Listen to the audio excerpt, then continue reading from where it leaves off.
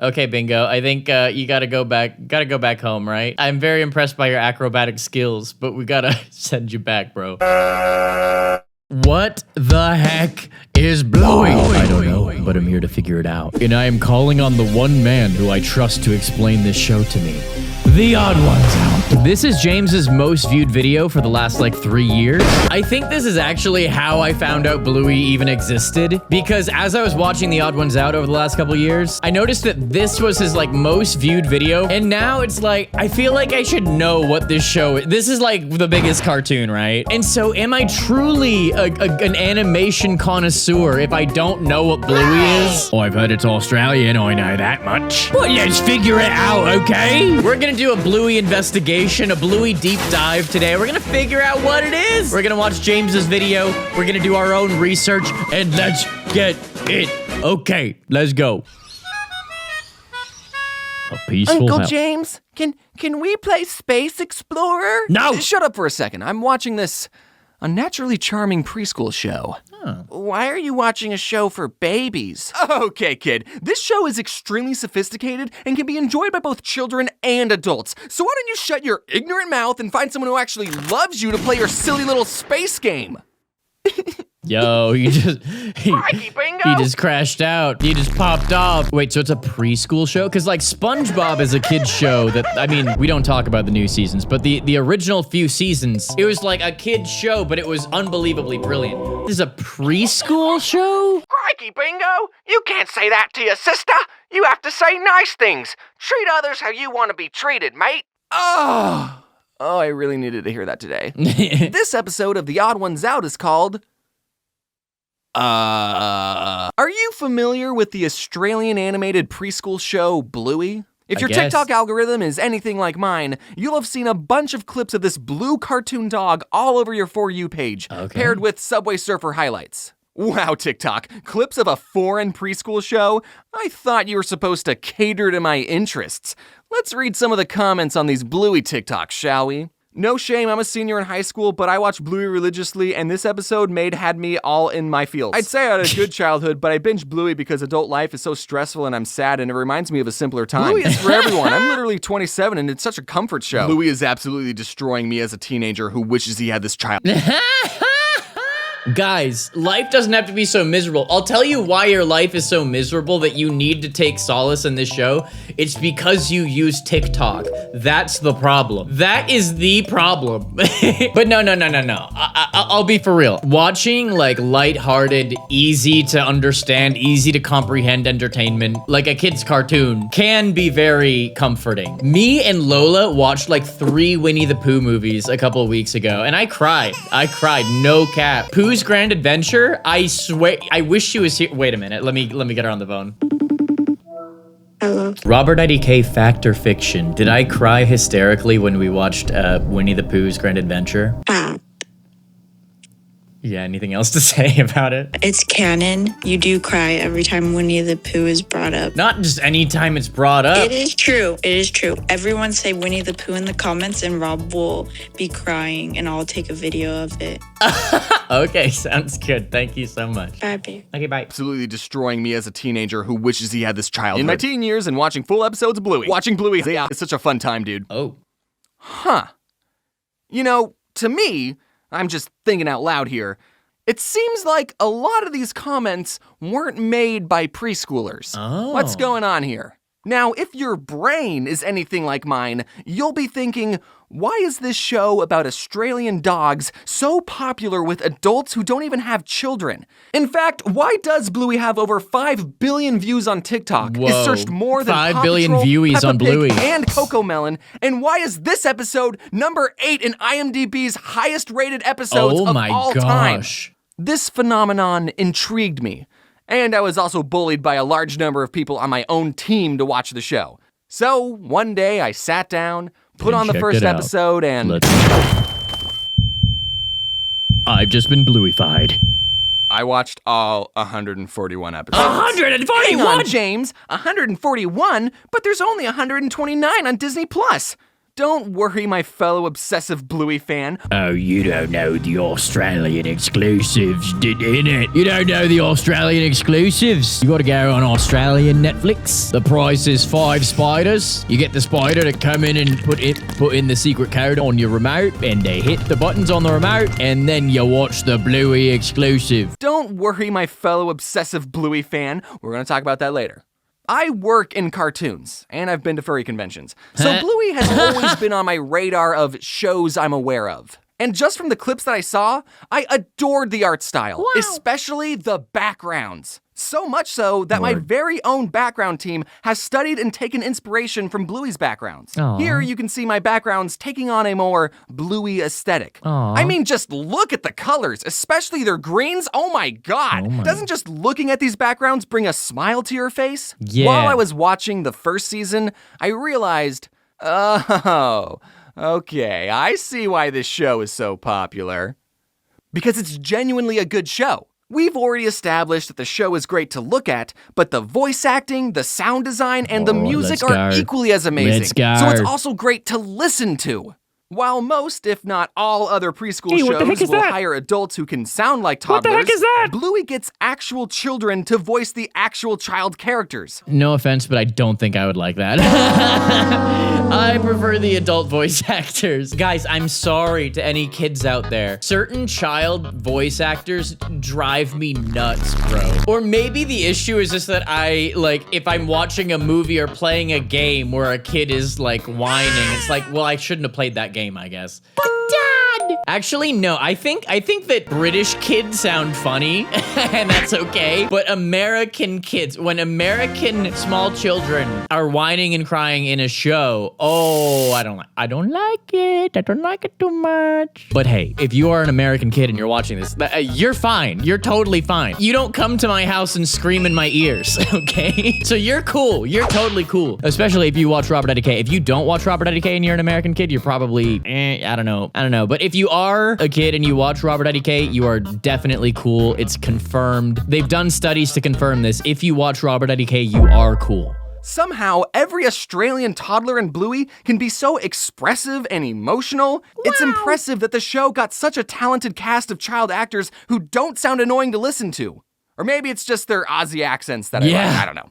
The characters have so much personality, and the comedic timing is something I've never seen before in a preschool show. Show us! I can't think of a single time Cocomelon has made me laugh this much, or even smile. The four main characters are Chilean Bandit, the parents, and Bluey and Bingo, the 6 and 4-year-old daughters. Bingo! Yes, Bluey is a girl. You gotta catch up, dude. Come on, it's 2023. I knew that. The show also does not hide the fact that it's Australian. It references multiple Australian locations and animals. They call flip-flops thongs, and they say things like, oh no! Oh no! I had a Coca-Cola. Oh no, I had a Coke. Oh, I wish I had a Coke right now. If only I could get a Coke from the fridge. But you know what I can get. One muffin retriever later. I've got my own Bingo. Hello, Bingo. How's it going, Bingo Bear? I probably don't look anything like how your dad usually looks. Let's watch the video shoot, shall we, Bingo? Focus on teaching kids numbers and letters. Bluey focuses on the relationship of the family and teaches its lessons through the make-pretend games that the family plays. And I want to emphasize how perfect these two parents are. These two are the most patient and emotionally aware parents I've seen ever. There are multiple times where the parents apologize to their kids for, frankly, not even doing anything wrong. The dad is like the most perfect dad role model, okay? Check this out. Bingo was sad that Dad didn't get to see the leaf bug outside. Aww. She was like, Daddy, come and see. Come here, Daddy. Quickly. Are you sure it's not annoying? But he was too busy playing with Bluey, you know, being a present father figure in her life. Bingo. And at night, Bingo, bro. Stop crawling down my back, brother. Bingo. Can you chill and be a good Odd Ones Out watcher? James worked really hard on this video. James worked hard on this Bluey video, Bingo. Hey, Bingo. Bingo, watch the video, okay? Bluey, you know, being a present father figure in her life. And at night, she's all boo-hoo about it, and he kneels down, gets to her level, and apologizes, explaining that he didn't hear her. That's so sad. Now, I don't have any kids, but if I spent my weekend running around with toddlers, and then right before bed, one of them said, You didn't get to see the ladybug. I would say, that's okay. I've already seen a ladybug. Good night. 10 million times. Aww. Listen, as a parent... Oh, bingo. Hello, buddy. Okay, you gonna stay up there? Okay, good job, bud. Yeah, as a parent, you kind of just have to pretend to care about the ladybug. Bingo, you are... I've never had a muffin do that before. Why don't you go back up top, bud? In one episode, Bingo. Chicken Rat, Bingo lost her favorite toy, and Mom asks, well, where was the last place you had it? The two retrace Bingo's steps, and through flashbacks, we see this bizarre day that Bluey and Bingo had. The very first flashback we see, Bluey and Bingo are cooking a chicken rat egg while wearing weird costumes. And through this creative backwards storytelling, we piece together what a chicken rat is and how the kids ended up in this situation. Whoa. It's episodes like that which really make me appreciate the care that went into this show, and really sets Bluey apart from every other preschool show. Kipper. I forgot that Kipper was a thing. Sesame Street's pretty cool. Arthur is my first memory ever. Okay, Bingo. Bingo, you're too much of a curious bear. I gotta bring you back, okay, buddy? You gonna come back up? Bingo, come back on my head. Back up on my head. Why don't you go back on my head? Bingo, you remember how cool it was when you went on my head?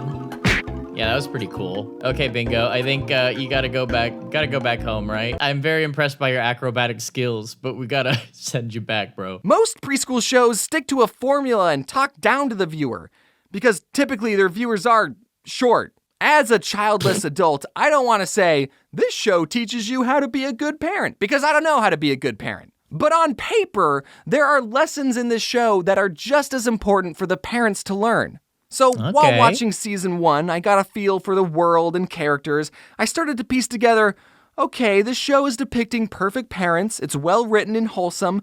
Anyone, regardless of having kids, can enjoy the show. Aww. Let's watch the rest, shall we? Season 2 and Season 3 is when things go from 100 to 1,000. This is when episodes cover deep and emotional topics that I think toddlers are too baby to understand. Let's see, there's the struggles of keeping romance in your relationship alive when you have 2 toddlers to look after, why taking time to play with your kids can have a ripple effect that lasts into adulthood, feeling inadequate as a mom, what it's like having a dad in the army, parents disagreeing on different parenting styles, moms getting tipsy, implied, dealing with infertility, abandonment, potentially a miscarriage, that one's still up in the air, and death. Actually, that one was in season 1. You can't even compare Bluey to other preschool shows. Like, what the was Dora the Explorer even doing? Was she even trying to entertain the adults who are also going to be watching her show? No. Dora had the same formula every episode, and there was a map who sang a song that was just repeating the same 3 words 14 times. Oh, Boots! I don't know how to do a Dora accent. Also, I don't know if I'm allowed to do a Dora accent. Boots, ¿cómo estás?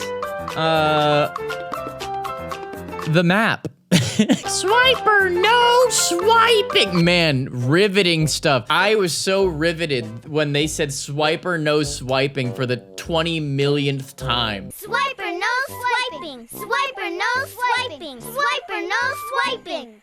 Why are we still here? For some reason, every episode, I just can't wait to hear it. Now, I will say, in Canada, we didn't really have Dora much because we don't speak Spanish in Canada. So instead, we had such classics as Carl Square and Jacob Tutu. Just the classics, you know. Season 2, there's an episode where Chili is telling Bluey about how when she was a baby, she wasn't crawling or rolling over as fast as the other babies in her mom group. And like she compared Bluey's developmental delay to the other babies and felt inadequate as a mother. And then this pink poodle comes to console her, looks directly into the camera and says, "Oh, they're just autistic." Interesting. I don't think my mom was ever concerned about my slow development mentally. I didn't speak until I was like 4.5. My mom took me into the doctor and the doctor was like, oh, well, why would he speak? His sister always talks for him anyways. It'll be normal. Yeah, cool. 20 years later, now I know I have autism, so thank you so much. That would have been nice to know, to have a more thorough analysis of me, you know, earlier in life. That would have been cool. But nope, my mom was not as concerned as Bluey's mom in the show. Maybe that is a good lesson. Maybe my parents should have watched Bluey if they could travel through time and see it when they were raising me. Looks directly into the camera and says, "You're doing great." I'm a he-him male with no kids, and I still get teary-eyed just thinking about that episode. Aw. People will tell you that Bluey is a kid's show that adults can enjoy too. No, that episode wasn't for the kids. It was directed at all the moms parents. watching who are doubting their motherhood. When has Cocomelon ever done something like this? All the babies stop singing mid-nursery rhyme, look directly into the camera and say, "Hey, Mom, just wanted to say you're doing a great job raising me. Keep up the good work." Aw. Like, no, that'll never happen. I'm still not done talking about how impressive the writing in Bluey is, okay? So please indulge me for a bit. I'm switching into video essay mode as we do a deep dive into the themes and symbolisms of one of my favorite Bluey episodes, Flat Pack. Whoa, flat pack, vaporwave, fun. The entire episode is an allegory of human history told from a religious and scientific perspective, respectively. And it touches on the ever-growing relationships between a mother and child, all within 7 minutes. Wow. No, I'm not reading too deep into this. Let's begin. Let's go. Bandit and Chili set out to build a new swing for their porch. And we get this great meta self-aware joke from Bandit when he complains about the instructions saying, I'm not taking advice from a cartoon dog. Meanwhile, the girls play games with the leftover packing materials that are thrown into the yard by their parents. Bluey and Bingo are given bubble wrap, which they pretend is water, so they pretend they're fish. Aw, Then they're that's given fun. cardboard, which they pretend is land, so they pretend they're frogs. Then they're given tails and become lizards, then T-Rexes, then birds, then furry little animals. That's fun. Is this chart starting to look familiar? Then they're monkeys, and then bipedal cave dogs. What? Is that you, Mr. Darwin? Were these girls playing out the evolution of man through a silly game? Wow. Now, if you didn't like the evolution symbolism, I know you're going to love the parents being an allegory for the creators. Whoa. You know, the big guy upstairs. The whatever you believe is going on. The parents supply the girls with their entire world. They give the girls the sea, the land, the volcanoes, and the trees. In these cave paintings the girls make that tell their history, they depict the parents as gods, higher up and in the clouds. They do look a little angry.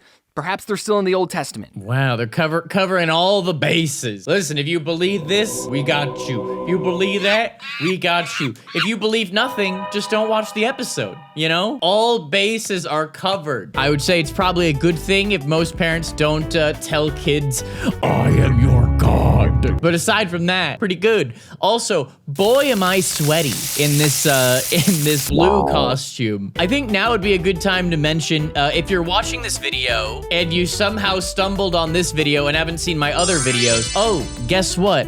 You'll like the other ones too, so you should subscribe. And if you are enjoying this video, whether you know me or not, if you could boop like on this video, that would be cool. If you're a Robert IDK viewer, regular viewer, just boop that like button. I would appreciate that. And yeah, if you're watching this video and for whatever reason you haven't seen me before, watch something else. Okay, I mean, of mine after. Watch something else of mine after, okay? I've done like 15 TheOdd1sOut videos, and then a million other good animations that you should watch. The parents being the creators is hinted at again by Chili when she looks at the girls lovingly saying, "Aw, we made them." Aw. The parents give the girls an Allen wrench, aka tools, and one industrial revolution later, the girls evolve from cave dogs to modern dogs, building futuristic towns and spaceships. Throughout the episode, as the girls go through different stages of evolution, they also go through different stages of their lives as a mother and child. As fish, Bluey says that she's the mommy fish and Bingo is the baby. Then as frogs, Bingo pretends to be a toddler and Bluey teaches her how to catch flies. Then as T-Rexes, Bingo becomes a big girl. Then as cave dogs, she's a teenager. And finally, in the last stage, she's all grown up, ready to traverse the universe on her own. She thanks Bluey for looking after her and leaves on her spaceship. Bluey, now much older as shown by her having to use a cane, crosses the styrofoam threshold which represents her death and she gets to live with her creator. What? All while this orchestral masterpiece is playing and suddenly you realize you're crying? When did that start? And then Bandit ties the allegory all together at the very end saying, "Ah, this is heaven." Are you joshing me right gosh. now? This preschool show was able to tell a clever allegorical story with tasteful religious undertones in how many minutes? 7. Did you just make me feel emotions over a cartoon dog? 7. This isn't the only episode you can make an in-depth video essay on. There are plenty of other episodes that hit just as hard as this one. While I was doing research for this video, it got me thinking about another foreign animated kids show with 8-minute-long episodes that focus on a family of 2 toddlers. Except, unlike Bluey, this show is universally hated. Caillou, it's Caillou. I had this idea in my... Get him! Get him! Okay, good, because I've heard good things about Peppa Pig. People seem to like Peppa Pig. I'm too old for Peppa Pig. I never saw Peppa Pig. But Caillou, yes. Wow. I think every kid who watches Caillou gets to an age where they're like, oh my gosh, why am I watching this? I had this idea in my head that people only hated Caillou because he was a more accurate portrayal of a toddler. But in the handful of Caillou episodes I watched, I was reminded, oh no, that's why people hate Caillou. He's bald. Because he sucks. Oh, yeah. His brattiness isn't even important to the plot. It comes out of nowhere. Caillou will be getting ready in the morning, he spills cat food and says, Gilbert, look what you did. He's at the beach and this bird who's done nothing wrong gets told to go away. And there's a bunch more examples of Caillou being a whiny piece of and I can't help but think that Caillou's screeching, piercing, whiny voice does not help him be a likable character. Yeah. It's because it's an American toddler voice. That's the difference, bro. That's what I was saying. Except, no, Caillou's probably voiced by an adult. Let's keep it real. Wait a minute. Caillou voice actor? The Caillou voice actors were a mix of both children and adults. The first voice actor was a child. Later seasons, it featured adult voice actors. Okay, well, fantastic. This tells us nothing. I bet real toddlers can be little punks sometimes, but why would you show that in your cartoon and not have him learn any lesson? Yeah. There's never a lesson learned in Caillou. Since Caillou was a brat all the time, a lot of people, myself included, wondered why Caillou's parents never disciplined or even tried to change his bratty behavior. But after I thought about it, I realized it would be a very weird episode of Caillou if one day Caillou's mom was like, Caillou, what did you do to your sister? I made her look pretty, Mommy. It's gonna be a problem. Caillou, that was Mommy's expensive makeup. How many times do I have to tell you not to touch Mommy's things? Get him, you little twit! Mommy, why are you hitting? Getting a spanking! Mommy, you're hurting! I've had enough of you, Caillou! I hate you!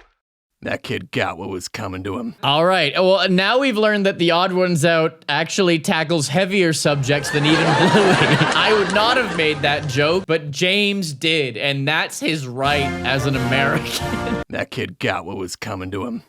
I don't know, maybe that episode would be cathartic to some parents. Anyways, getting back to the actual best children's show ever, even though Bluey is literally the most mentally intelligent and educational show for the minds of children, teens, adults, and parents, some unnamed mouse company decided to censor some of the episodes on their platform. It's the strangest things that got censored too.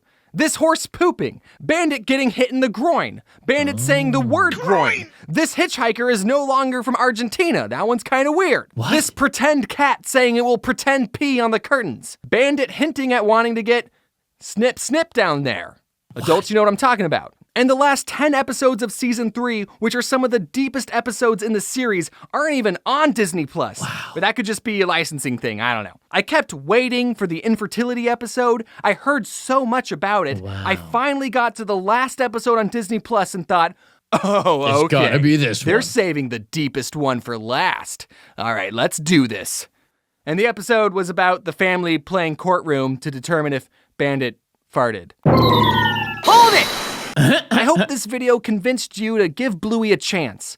I mean, you're still here listening to a grown man talk about it, so you gotta be at least a little interested in it. Through its relatable and realistic portrayal of family life, the show has not only entertained, but also taught valuable life lessons to its viewers. The show's emphasis on play and family bonding is so refreshing to see compared to the usual fast-paced, mind-numbing shows aimed at kids. Valid. Bluey reminds us all the importance of spending time with loved ones and finding joy in the everyday. And if you still don't want to watch Bluey, have you thought about getting out and watching it? Oh, no! No! No, I never thought of that, James. No, I never thought of that, James. As a Canadian, I sincerely apologize for the creation of the monster known as Caillou. I hope you will accept this apology as we are trying to make things right. Caillou's Canadian? Are you serious? Oh, it's from Teletoon? No way. Teletoon's where Carl Squared came from. No way. I can't believe that. Wow. Well, listen, I want my fellow Canadians to get paid. And I support Canadian content making it out of Canada. Because if there's one thing that is the worst about making content in Canada is that the Canadian government wants you to be trapped in Canada. They don't want you to make your money. They don't want you to get out of Canada. If Justin Bieber signed to a Canadian label when he got started, you would have never heard of him. And I'm sure a lot of people are like, oh, that would have been good. No, no. Any Canadian band or artist, singer, rapper, whatever that you have ever heard of is you've only heard of them because they didn't sign to a Canadian label. And so that's how a lot of TV shows are as well. And so, listen, I'm happy for my fellow Canucks to get paid. That's all I'm saying. I want my fellow Canucks to get paid. But Caillou is the worst, so this was a very bad example. Top Canadian cartoon picks. Ed, Edd and Eddy, you're not telling me that's Canadian. Roly Poly Oly, is that Canadian? Paw Patrol? You're not telling me Paw Patrol's Canadian. Oh my gosh, it's Canadian. Paw Patrol, yeah! Okay, what were the other ones I was looking at? Ed, Edd, Eddy Wiki. Canada, are you kidding me? No way! But it was still for Cartoon Network, so it was for anime. That's sweet. Franklin, you're not telling me Franklin's Canadian. What? No. Oh my gosh, it's Canadian. Do y'all know Franklin? Hey, it's Franklin. Coming over to play. The worst. Let's go. Hit us. Hey, it's Franklin. Coming over to play. I don't want to play with Franklin. Growing a little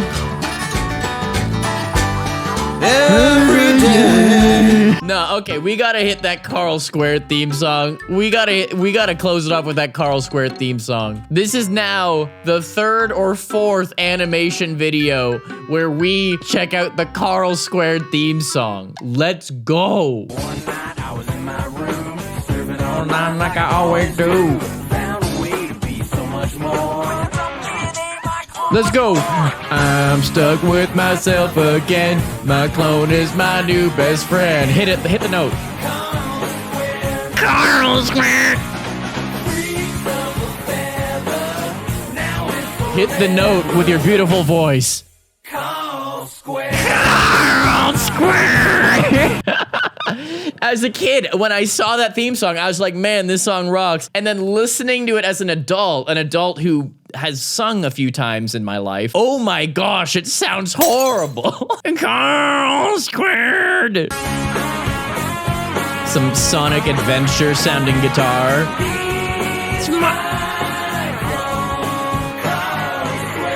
Carl Squared. They even did some harmonies. They got Frank from across the room to do the harmony. Carl Squared. I'm watching Carl Squared again after some animations. Robert IDK. Now that's what I'm talking about. Okay, yeah, I'll watch Bluey. Okay, I'll do it. I'll check it out. I will give my review, okay? If you really like this video and you want me to make another video about Bluey, we'll go scour the internet and watch some more Bluey stuff, okay? I'll do it. I'll do it only if you guys really like this video. So you better have booped like and you better have left a comment telling me to do it, okay? And you know what else you can do? You can check out the whole playlist of times I looked at The Odd Ones Out. If you like this video and you haven't seen every Odd Ones Out reaction I did, there's a million of them. Check them out. This is James's channel. Him and his team worked very hard on this video. Make sure you're supporting them. And here's another video that I think you'll like. If you don't want to watch more Odd Ones Out, you'll like this video. I'll see you here. I'll see you there. Peace out.